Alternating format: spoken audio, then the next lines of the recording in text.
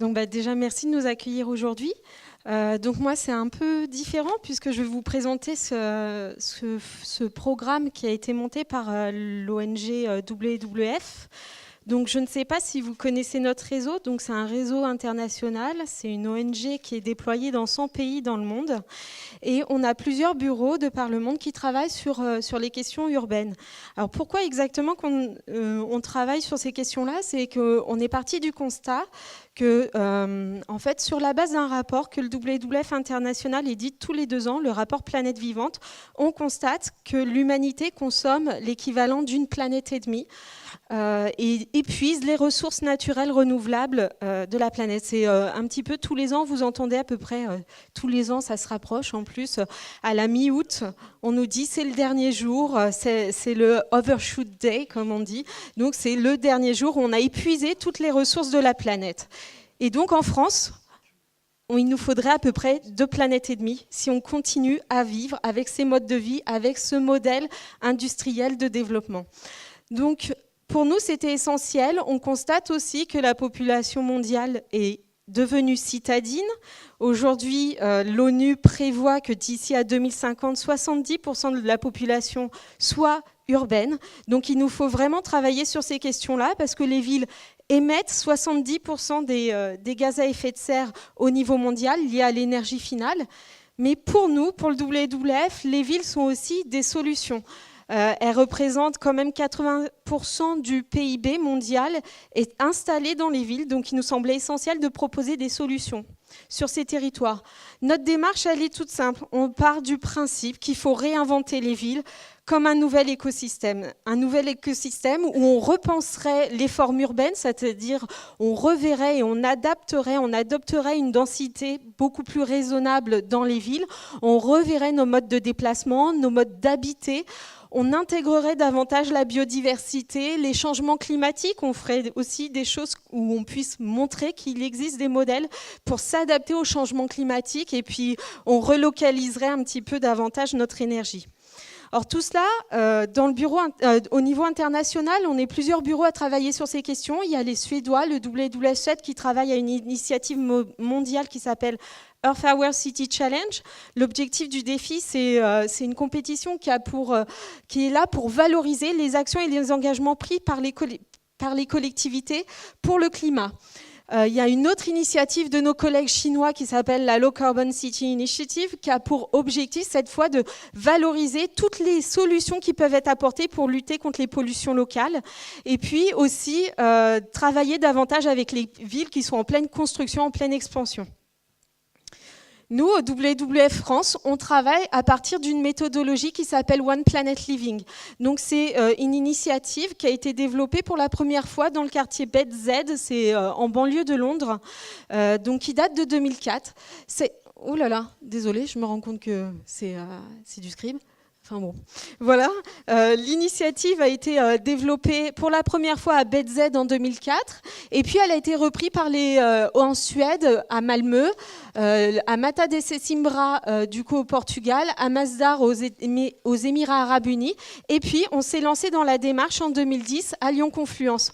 En quoi consiste exactement cette démarche? La démarche a pour objectif de vraiment d'être dans une approche complètement intégrée, c'est-à-dire on part sur 10 principes de durabilité qui peuvent être déployés à la phase de conception, à la phase de construction et à la phase d'usage d'un quartier. Donc notre échelle d'intervention est le quartier. On n'est pas sur un bâtiment comme on a pu le faire à Bed Z, on est vraiment sur un quartier.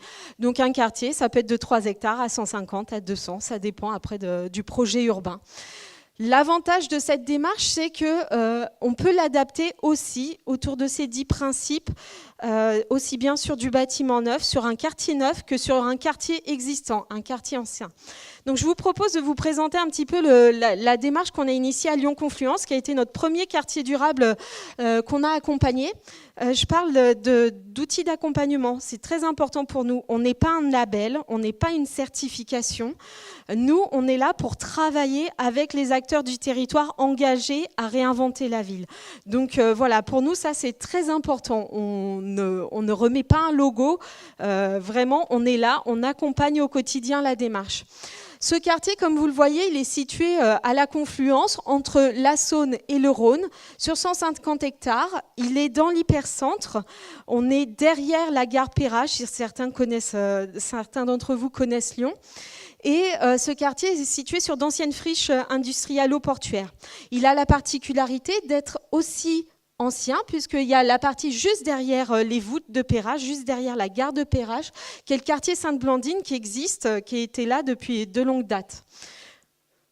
Notre travail consiste en quoi exactement? Nous, on est là pour challenger les acteurs du territoire. Concrètement, on a signé une convention de 2010 à 2015 avec la Société d'aménagement Lyon Confluence et la collectivité locale qui est la métropole de Lyon.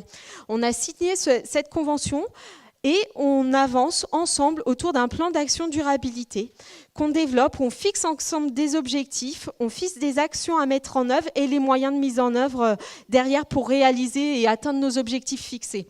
Actuellement, on est en phase de bilan du partenariat et on a pu faire un audit de toutes nos actions et on a réussi. Donc on a tenu nos engagements, donc on est plutôt content. Mais voilà, pour nous, ce qui était aussi hyper important, c'est de se dire qu'on est à la fois, on est là pour guider, accompagner, pour challenger, mais aussi pour prendre part à tout ça et au final aussi évaluer. Donc on n'a pas juste un logo, ça c'est essentiel en tant qu'ONG indépendante. Donc concrètement, je ne vais pas vous présenter nos 10 principes, mais c'est juste pour vous donner des petites idées. On est donc sur 150 hectares, on a 1 million de mètres carrés construits en plus sur le territoire. C'est quand même assez énorme. Pour vous dire, ça représente à terme 16 000 nouveaux habitants et 25 000 nouveaux salariés. Donc, sur le territoire, on a prévu pas d'émissions de gaz à effet de serre supplémentaires entre 2000, au moment où a été initié le projet, et 2020. Donc, c'est quand même assez engageant. Ça veut dire qu'on travaille énormément à l'éco-rénovation des bâtiments existants. Donc, là, c'est vraiment pour atteindre nos performances en matière d'efficacité énergétique. On a poussé pour que les cahiers des charges environnementaux de l'aménageur soient les plus ambitieux possibles pour qu'on bâtisse vraiment du bâtiment à énergie, enfin, basse consommation. Et aujourd'hui, en 2015, en 2016, on est vraiment en mesure de bâtir des îlots à énergie positive sur le territoire. On a milité aussi pour qu'il y ait beaucoup de production d'énergie renouvelable sur le territoire. On arrive à 80% maintenant à la phase aujourd'hui d'évaluation du projet. Et puis un réseau de chaleur urbain qui est accessible aussi bien pour la partie neuve, la phase 2 du territoire, que pour la partie existante. Donc ça, c'était essentiel. Et puis surtout, ce qui pour nous est fondamental, c'est pour influencer les modes de vie, c'est vraiment de mettre aussi des outils de sensibilisation pour les habitants. Parce qu'aujourd'hui, on se rend compte que les collectivités, elles sont en mesure de développer tout un tas de choses, mais c'est vraiment, on nous attend, nous, ONG indépendantes, pour porter les messages et sensibiliser davantage les habitants. Je vais quand même passer sur un deuxième aspect parce qu'on le voit moins souvent aujourd'hui quand on entend le label écoquartier, tout ça. Il y a aussi, pour nous, ce qui est essentiel, c'est aussi les modes de vie au quotidien. Donc, on a beaucoup travaillé avec les habitants à la mise en place d'un marché de producteurs locaux qui travaillent en agriculture biologique ou en raisonnée s'ils ne sont pas labellisés. Et puis, à la mise en place de jardins partagés en pied d'immeuble. Donc, ça aussi, ça a été intégré dans les cahiers des charges. Donc, ça faisait partie des grands projets sur le territoire. Voilà. Vous en aurez vu que 2, mais si vous voulez en savoir plus, n'hésitez pas à venir nous voir. Léa et Théo sont avec moi pour répondre à vos questions. Merci beaucoup. Y a-t-il des questions? Y a-t-il des questions dans la salle? Je crois que vous avez une question. Oui. Madame.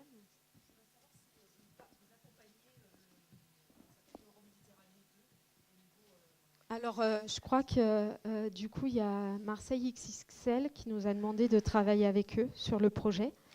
Donc, on a un partenariat aussi avec Bouygues Construction. Là, je vous ai présenté le projet de Lyon Confluence, où on accompagne la collectivité et la société d'aménagement. Mais on a aussi un partenariat avec un constructeur qui est Bouygues Construction, et du coup, qui travaille beaucoup avec Bouygues Immobilier. Et on s'était positionné sur Marseille XXL.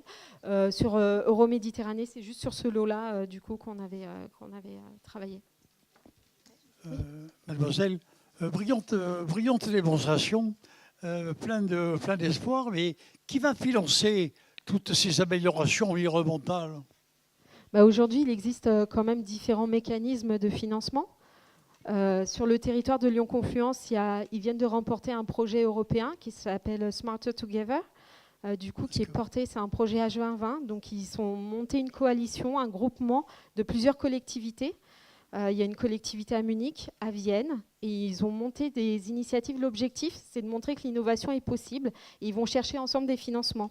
Donc, par exemple, il y a des projets que je ne vous ai pas présentés là, mais sur les questions notamment de suivi de consommation énergétique au sein des bâtiments via les smart grids, il y a des financements. C'est l'agence, l'espèce d'ADEME, si vous voulez, qui s'appelle le NEDO, l'ADEME japonaise, qui est rattachée au ministère de l'Industrie japonais, qui a financé avec Toshiba les actions. Donc voilà, c'est vraiment du partenariat public-privé. On a aussi bien des financeurs institutionnels que des partenaires aussi privés qui peuvent financer l'initiative. Oui, parce que prenons sur Marseille un cas absolument affolant, c'est les carcélons. Hein. Alors qu'est-ce qu'on fait là? Je ne connaîtrais pas assez le projet pour vous dire exactement de quoi il s'agit. Je n'ai pas la solution comme ça. On peut peut-être ajouter que les projets que vous évoquez, les programmes européens H2020, c'est Horizon 2020, donc c'est une échéance relativement courte, ce qui porte à espérer que les choses se mettent en place. Parce que justement, on a eu la COP21, on a vu que les États s'étaient engagés à agir à partir de 2020, mais qu'est-ce qu'on fait avant? Donc voilà, nous on propose aussi des solutions avant. Pour ne pas attendre, bouger maintenant. Exactement. Ok. Merci. Merci à vous.